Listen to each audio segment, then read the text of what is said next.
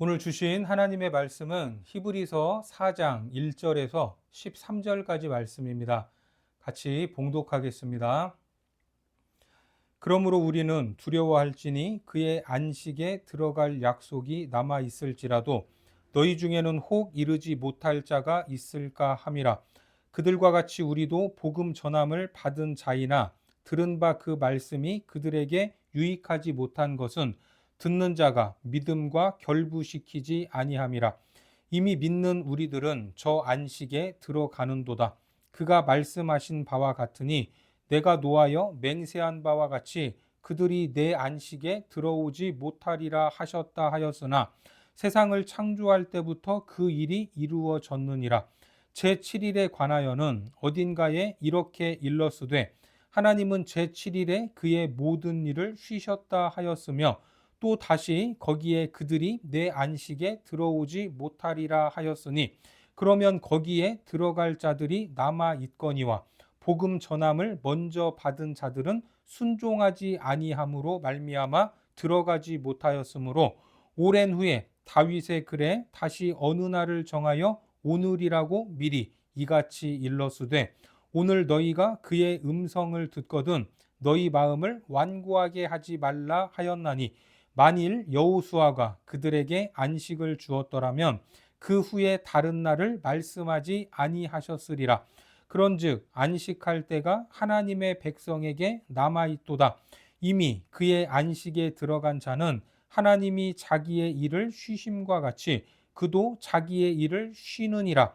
그러므로 우리가 저 안식에 들어가기를 힘쓸지니 이는 누구든지 저 순종하지 아니하는 본에 빠지지 않게 하려 함이라.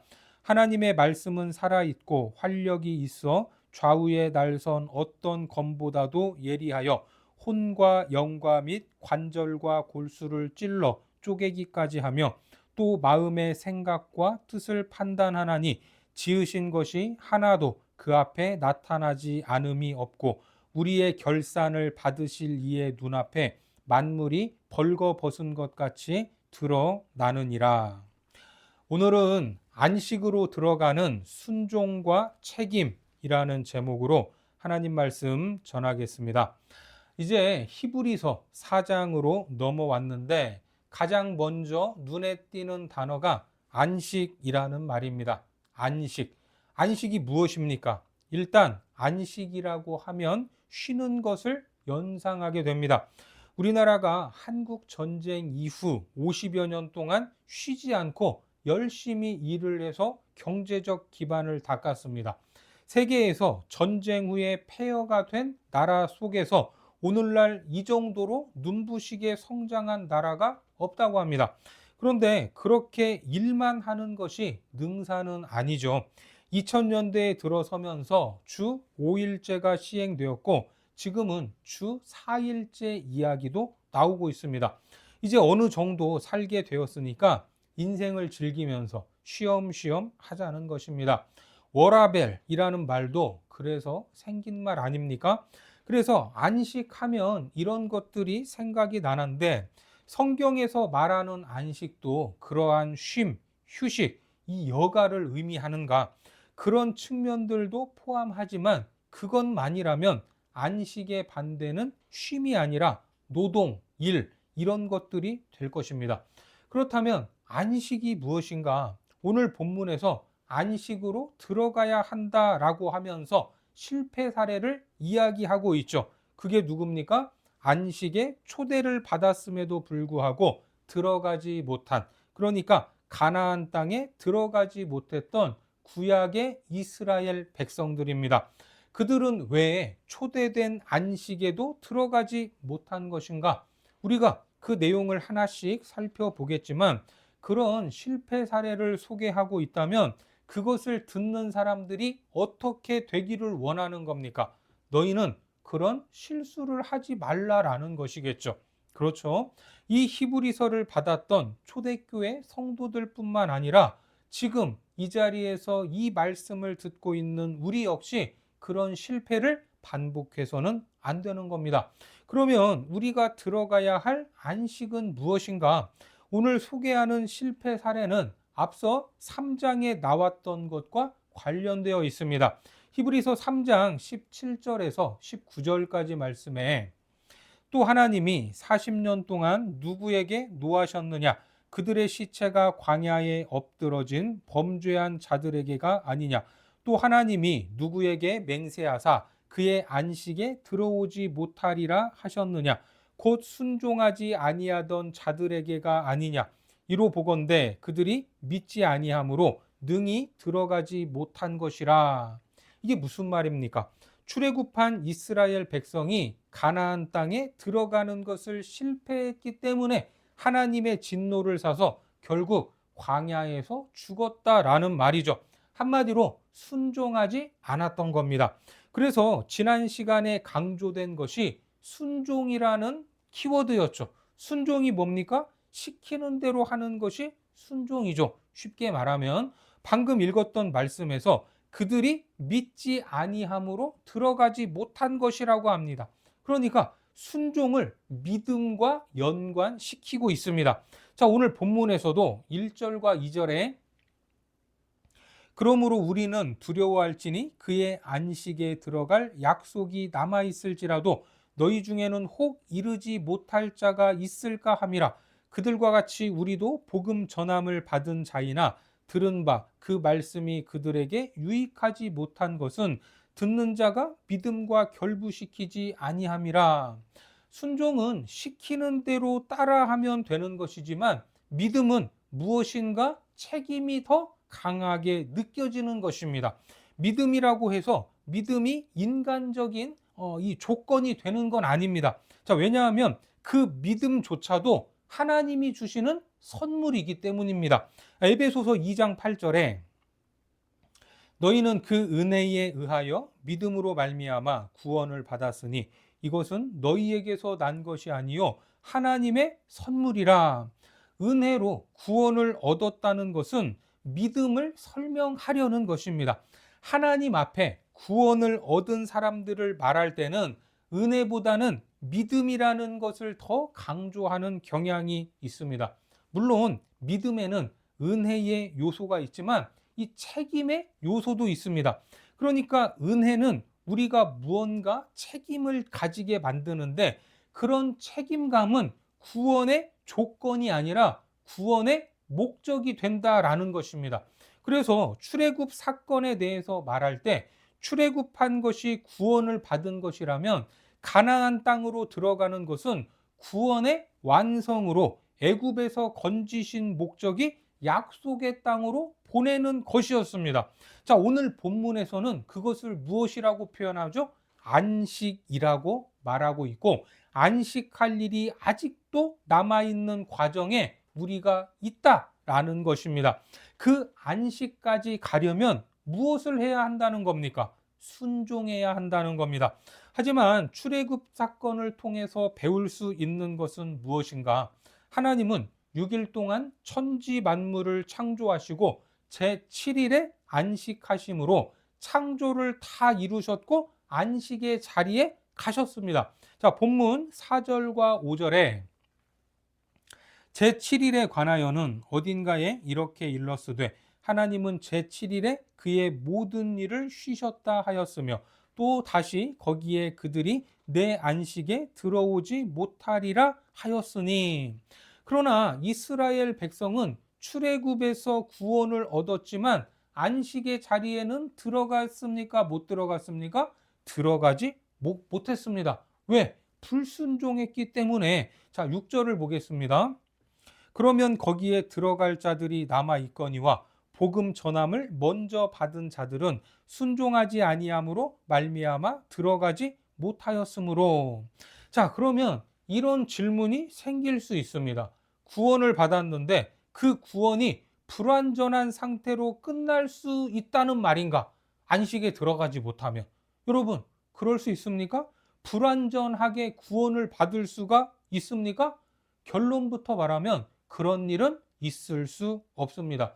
왜냐하면 하나님이 안식하셨기 때문에 우리에게 주시려고 하는 안식 역시 실패하거나 취소될 수 없다라는 겁니다.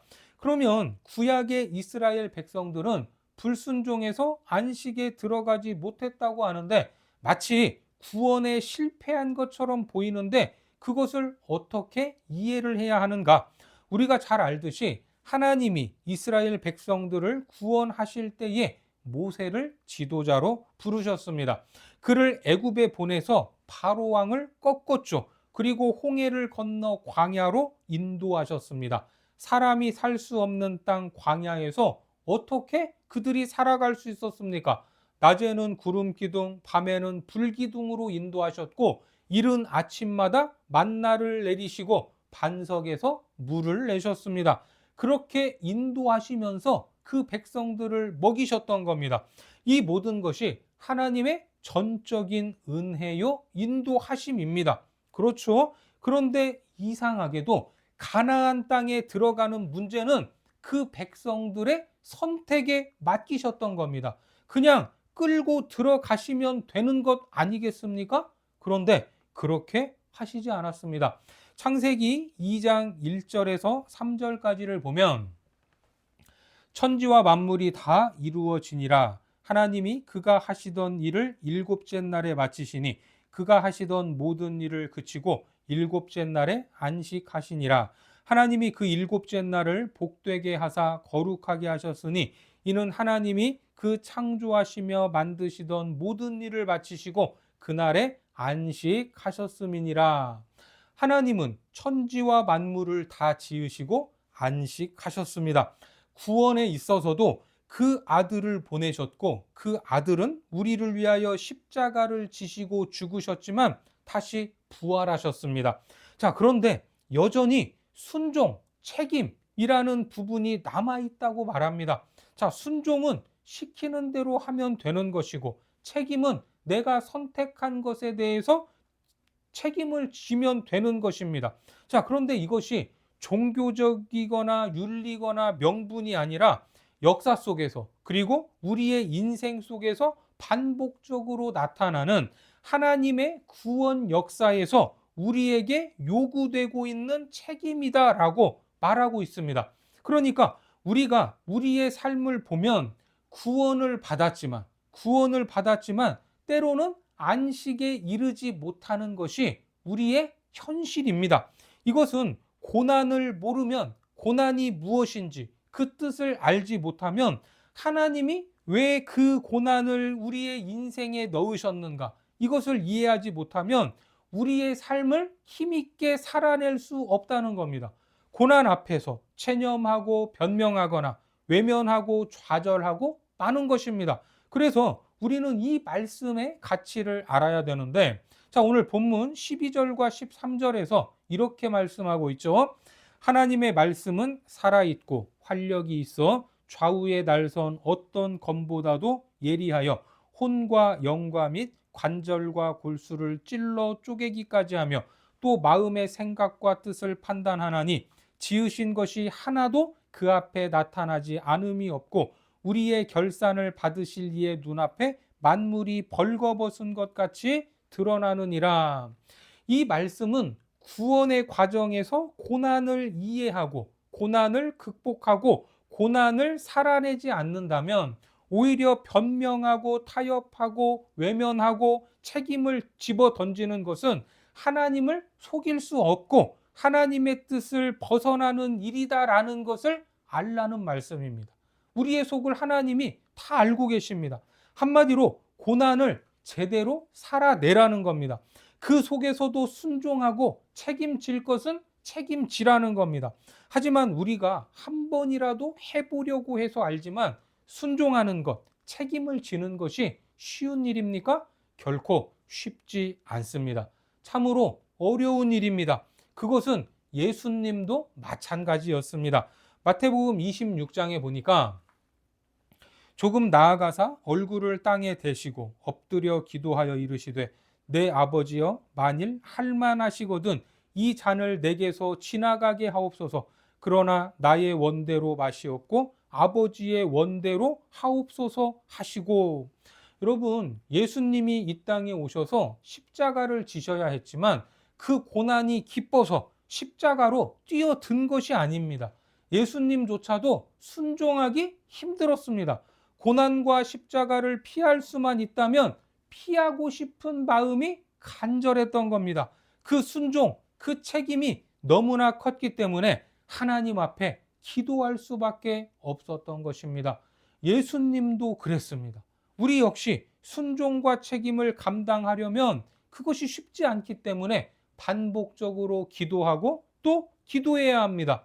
나의 원대로 마시옵고 아버지의 원대로 하옵소서. 내게 힘을 주옵소서. 사실 우리는 순종의 길을 몰라서 못하는 것이 아니라 알면서도 안 할 때가 많습니다. 그래서 무엇이 필요합니까? 고난이 필요합니다. 고난. 하나님은 순종과 믿음을 위해서 고난과 실패와 원망 속으로 우리를 몰아넣을 때가 있다는 것입니다. 이것이 하나님의 구원을 완성해가는 방법인 겁니다. 이러한 영적인 원리를 안다면 고난 속에서 체념만 하고 있거나 원망하고 낙심하는 것이 삶의 답이 될 수 없는 것입니다. 자, 마태복음 7장의 말씀에 거짓 선지자들을 삼가라. 양의 옷을 입고 너희에게 나아오나 속에는 노략질하는 일이라. 그들의 열매로 그들을 알지니 가시나무에서 포도를 또는 엉겅퀴에서 무화과를 따겠느냐. 이와 같이 좋은 나무마다 아름다운 열매를 맺고 못된 나무가 나쁜 열매를 맺나니 좋은 나무가 나쁜 열매를 맺을 수 없고 못된 나무가 아름다운 열매를 맺을 수 없느니라. 아름다운 열매를 맺지 아니하는 나무마다 찍혀 불에 던져지느니라. 이러므로 그들의 열매로 그들을 알리라. 나더러 주여 주여 하는 자마다 다 천국에 들어갈 것이 아니요 다만 하늘에 계신 내 아버지의 뜻대로 행하는 자라야 들어가리라. 여러분, 참으로 놀라운 선언입니다. 주의 이름으로 무슨 짓을 행했다고 하더라도 나는 너를 모른다라는 말을 들을 수 있다는 겁니다. 이 말씀이 왜 나왔습니까? 나무 이야기를 하다가 나왔죠. 좋은 나무가 무엇입니까? 좋은 열매가 맺히면 좋은 나무가 되는 겁니다. 그 나무가 얼마나 좋은지 설명할 필요가 없습니다. 자, 마찬가지로 선지자 노릇을 얼마든지 할 수 있지만 그가 선지자다운지 아닌지는 다른 문제죠. 그러니까 순종은 그것이 윤리든 명분이든 어떤 개념이 아니라 말 그대로 순종함으로 그 구체적 존재가 되는 것입니다. 순종해야 한다. 나 순종하겠다. 이러한 구호가 아니라는 말입니다. 강요할 것도 없습니다. 명령이나 명분으로 행해지는 것이 아니라 순종은 자기 자발적으로 행하는 것입니다. 그렇게 순종하면 누가 좋겠습니까? 하나님도 기분이 좋겠지만 결과적으로는 나의 믿음이 성장하고 나의 영적 실력이 자라나는 것입니다. 그래서 구약의 사례, 하나님께서 이스라엘 백성들을 출애굽시키시고 약속의 땅 가나안으로 들어가는 문제는 하나님이 10가지 재앙으로 애굽의 바로 왕을 굴복시키시고 그 능력으로 홍해를 가르듯이 집어넣지 않으셨습니다. 선택받은 백성들의 순종과 그들의 책임을 요구하는 것은 가나안 땅은 그냥 지리적으로 11일이면 갈 수 있는 목적지가 아니라 영적인 실력이 있어야만 들어갈 수 있는 목적지다라는 것을 말하는 것입니다. 실력이 되어야 하는 것, 좋은 열매를 많이 맺어야 하는 것입니다. 그러니까 누구를 위한 목적입니까? 우리들을 위한, 우리 자신이 하나님의 목적이 되는 것입니다. 그러니까 하나님이 구원하신 목적은 그런 수준까지 올라가고 선택에 대한 책임을 질 수 있도록 만들기 위해서 기다리는 것입니다. 그래서 사도 바울도 뭐라고 말했습니까? 빌립보서 2장 12절에 보면 그러므로 나의 사랑하는 자들아 너희가 나 있을 때뿐 아니라 더욱 지금 나 없을 때에도 항상 복종하여 두렵고 떨림으로 너희 구원을 이루라. 항상 복종해야 하는데 그렇게 살지 못하는 우리의 실패에도 불구하고 하나님은 될 때까지 시간을 주신다는 겁니다.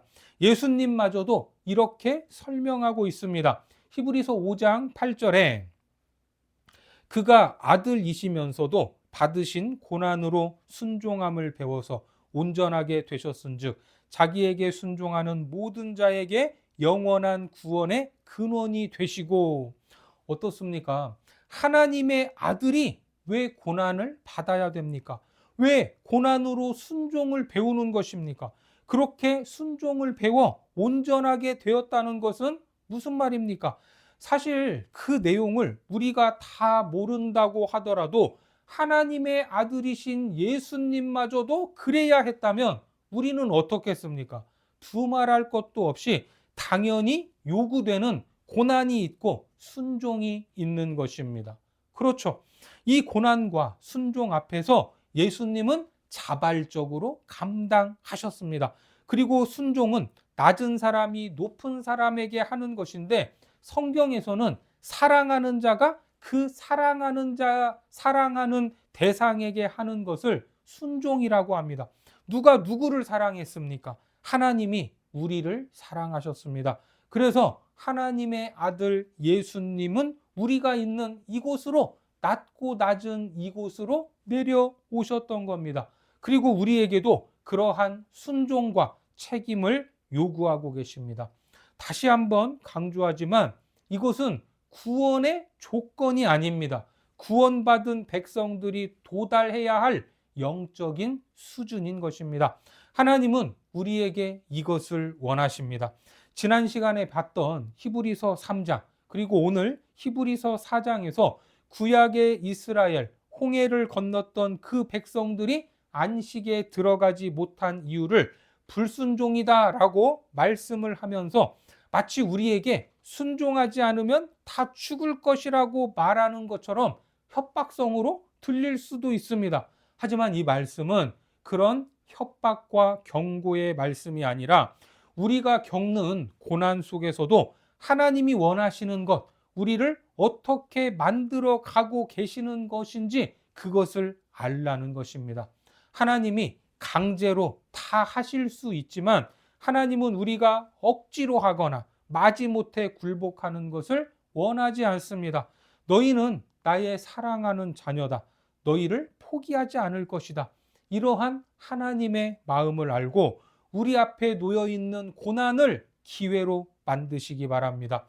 그 고난 속에서 순종할 때, 하나님이 기뻐하는 것을 선택할 때 우리는 남은 안식, 하나님의 초대된 안식으로 들어가게 되는 것입니다. 본문 9절에서 11절까지에 그런즉 안식할 때가 하나님의 백성에게 남아있도다.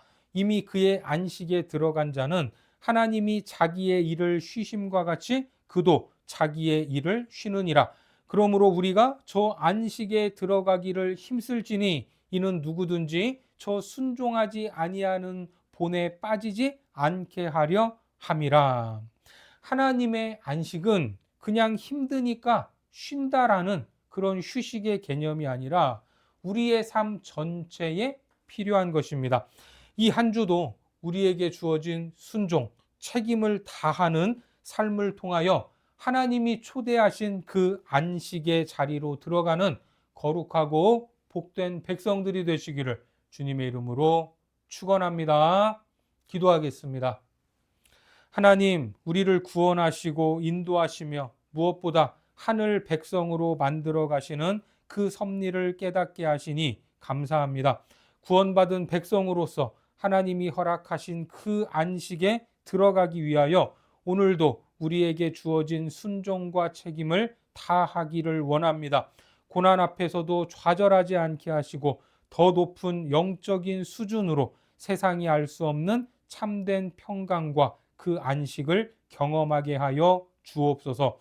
예수님의 이름으로 기도드립니다. 아멘.